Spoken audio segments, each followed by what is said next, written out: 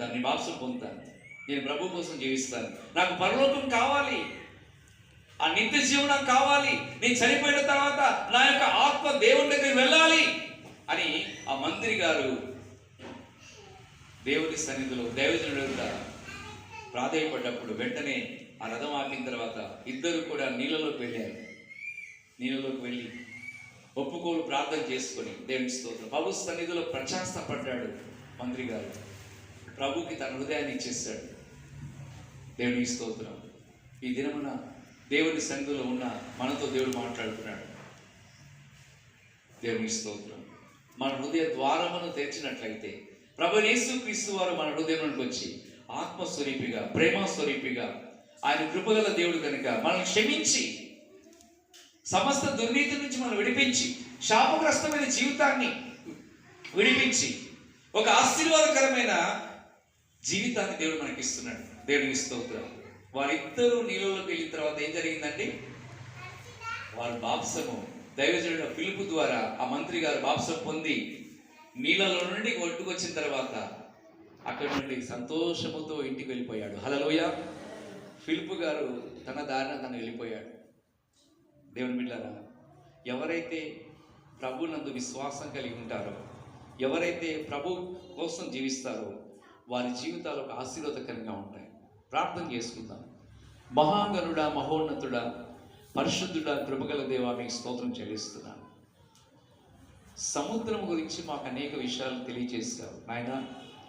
మీరు బలిష్ఠుడే దేవుడై ఉన్నారు. ఈ లోకమంతా కూడా మీ శక్తి ద్వారా నిర్మాణం చేసావు తండ్రి, మీకు స్తోత్రం చెల్లిస్తున్నాను. మా ప్రభువా, మీకు వందనాలు తండ్రి. మీరు గొప్ప దేవుడై ఉన్నారు. మీ ప్రేమను, మీ శక్తిని, మీ ప్రభావమును మేము అర్థం చేసుకుని జీవించిన కృప దయచేయండి. మా జీవితంలో, మా ఆత్మీయ ప్రయాణంలో, విశ్వాస జీవితంలో నాయన మేము మీ సన్నిధిలో మా ప్రభా మేము తగ్గించుకొని భయంతోనూ, భక్తితోనూ, విశ్వాసముతోనూ, విధేయతతో జీవించిన కృప దయచేయండి. మీ సన్నిధిలో మేము మోకరించి నమస్కరించి ప్రభా మిమ్మల్ని ఆత్మతో సత్యముతో ఆరాధించే మనసు దయచేయండి. ఆయన మీకు స్తోత్రం చెల్లిస్తున్నాం. మా ప్రభా, ఎవరైతే మీకు భయపడతారో, ఎవరైతే మీ సన్నిధిలో విధేయత కలిగి విశ్వాసం కలిగి ఉంటారో అట్టి కుటుంబాలను, అట్టి బిడ్డలను మీరు దీవించే దేవుడుగా ఉన్నందుకు స్తోత్రం తండ్రి. మమ్మల్ని పవిత్రపరచండి, మమ్మల్ని పరిశుద్ధపరచండి. మా ప్రభా, మీకు స్తోత్రం చెల్లిస్తున్నాం. మీ పరిశుద్ధాత్మ కార్యము ప్రతి ఒక్కరిలో జరిగించడం ప్రార్థన చేస్తున్నాం ఆయన. మా తండ్రి, మీకు స్తోత్రం. ప్రవక్త అయిన యోహాను యోర్దాను నదిలో బాప్సం ఇస్తున్నప్పుడు నా వెనుక వచ్చేవాడు నాకంటే శక్తివంతుడు, ఆయన చెప్పులు మోయటకు నుండి పాత్రను కానని తండ్రి ప్రభా మిమ్మల్ని కనపరిచాడు. ప్రవక్త అయిన యోహాను, నేను మీకు నీళ్ళలో బాప్సం ఇస్తున్నాను, కానీ పరిశుద్ధాత్మలోను అగ్నిలో మీకు బాప్తిసము అనుగ్రహిస్తారనేసి మీ వాక్యంలో మా ప్రభా ద్వారా మాతో మాట్లాడుచున్నారు. ఒక మాదిరికరముగా యేసయ్య మీ లోకానికి వచ్చి తండ్రి దైవజనుడు ప్రవక్త అయిన యోహాను ద్వారా బాప్సం పొందావు. తండ్రి చిత్తం నెరవేర్చినావు తండ్రి, మీకు స్తోత్రం చెల్లిస్తున్నాను. మా ప్రభా, మీకు స్తోత్రం చెల్లిస్తున్నాను. నీతి యావత్తును మేము కూడా నెరవేర్చాలని, మీ చిత్తము మేము గైకొనాలని, మీ వాక్య ప్రకారం జీవించాలని మాకు ఆయుష్ని ఇస్తున్నావు, ఆరోగ్యాన్ని ఇస్తున్నావు. అనేకమైన పోరాటములు, శ్రమలు, ఇబ్బందులు వచ్చినప్పుడు కూడా మమ్మల్ని చేవిడిచిపెట్టలేదు ఆయన, మీకు స్తోత్రం చెల్లిస్తున్నాను.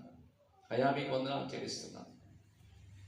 ఎప్పుడైతే ప్రభా మీరు యోహాను చేత బాప్సం పొంది ఉన్నారు, ఆకాశం తెరవబడి ఇదిగో ఈయన నా ప్రియకుమారుడు, ఈయన నేను ఆనందిస్తున్నాను, ఈయన మాట వినుడని నాయన మీ పరలోకం నుండి ఒక అద్భుతమైన స్వరాన్ని వినిపించిన దేవా, మీకు స్తోత్రం.